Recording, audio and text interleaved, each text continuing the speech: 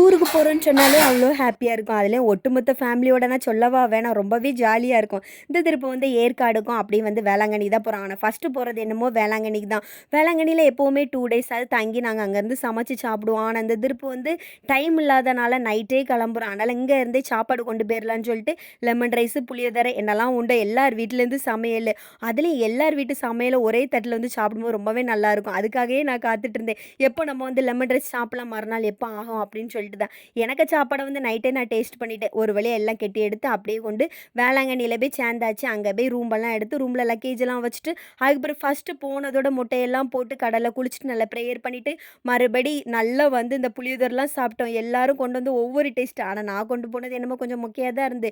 அதில எங்க மாமி வச்சிருந்த துவையல்லாம் ரொம்ப நல்லா இருந்துச்சு. அத வச்சு புளியோதரை நல்லா சாப்பிட்டுட்டு, அப்புறம் ஈவினிங் கிளம்பி அப்படியே கடற்கரைக்கெல்லாம் போயிட்டு பொருள்லாம் வாங்கிட்டு, அதில இந்த பொட்டேட்டோ ரோல் வந்து வேற லெவல்ல இருந்து. நைட் அங்கேருந்து கிளம்பி ஏற்காடு கிளம்பியாச்சு.